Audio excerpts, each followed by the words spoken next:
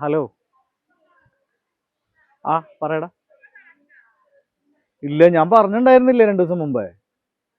എടാ, ഇന്ന് ഞാൻ പണി ലീവാണെന്ന് 2 ദിവസമല്ല, 2-3 ദിവസം മുമ്പ് ഞാൻ പറഞ്ഞിട്ടുണ്ട് നിന്റെ അടുത്ത്. ആ ഞാൻ കുട്ടീനെ കാണാൻ പോണ ഡേറ്റ് ആണെന്നേ. എടാ, ഡൈവോഴ്സ് ആയ സമയത്ത് കോടതി അങ്ങനെയല്ലേ തീരുമാനിച്ച, മാസത്തിലൊരിക്കൽ കുട്ടീനെ കാണാന്ന്. അപ്പൊ ഇന്ന് കണ്ടില്ല, പിന്നെ ഈ മാസം കാണാൻ പറ്റില്ല. മാസത്തിൽ ഒരു ദിവസമെങ്കിലും കുട്ടി ഒന്ന് കാണാൻ വേണ്ടിട്ടാ. ഈ അങ്ങനെ പറയല്ലേ. ഞാനിപ്പോ അതിരാവിലെ കൂടെ ഇറങ്ങിയിരിക്കുകയാണ്. ഇനി അവരുടെ വീട്ടിൽ പോകണം, കുട്ടീനെ കാണണം, എന്നിട്ട് തിരിച്ചു വരണം. അതിപ്പോൾ എത്ര പൈസ കിട്ടിയിട്ടും കാര്യമൊന്നുമില്ല, ഇന്ന് വരാൻ പറ്റില്ല. ഞാൻ പട്ടിണി കിടന്ന് എത്താലും വേണ്ടില്ല, ഈ മാസത്തിൽ ഒരിക്കലെങ്കിലും എൻ്റെ കുട്ടീനെ കാണണ്ടേ. ആടാ, എന്താ ഈ പറഞ്ഞാൽ മനസ്സിലാക്കാത്തത്? എനിക്ക് അതിൻ്റെ വിഷമം അറിയാനിട്ടാണ്. ഞാൻ അതിനെ പിരിഞ്ഞിരിക്കുകയല്ലേ, ചെറിയ കുട്ടിയാണ്. ഞാനിപ്പോൾ ഇന്ന് അതിന് കുറച്ച് ഡ്രസ്സും സാധനങ്ങളും ഒക്കെ വാങ്ങിയിട്ട് ആണ് പോവുക.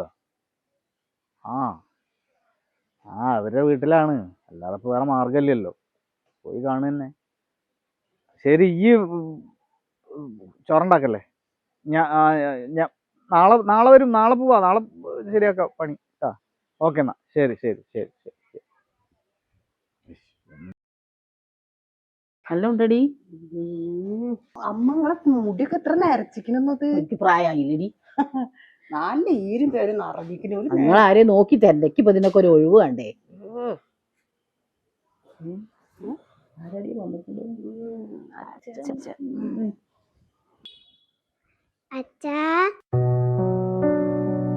ഇങ്ങോട്ടടിച്ച് അച്ഛൻ എന്തിനും തിരിയൊക്കെ വാങ്ങിച്ചോണ്ട് ഒരു വാട്ടേ നല്ല തരഞ്ഞ മയ്യാകെ നിന്നോളിണ്ടി എന്റെ കാണിലോ മുളകി.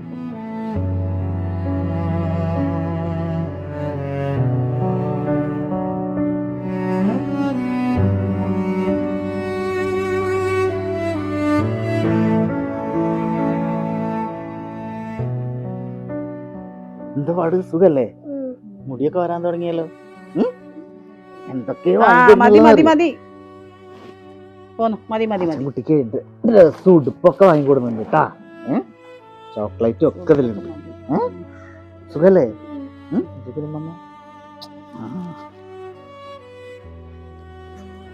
പൊക്കോട്ടാ. അച്ഛൻ അടുത്ത മാസം വരണ്ട് കേട്ടാ. പോവല്ലേ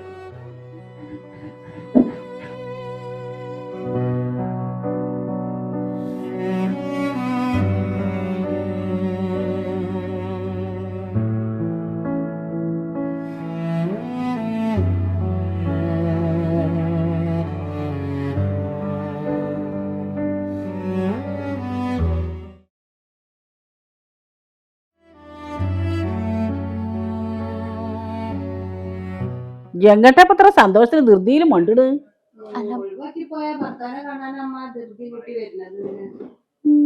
ഇത്ര സ്നേഹമാണ് ഇപ്പൊ നിങ്ങള് പിരിയേണ്ട വല്ല കാര്യം ഉണ്ടെന്നാ.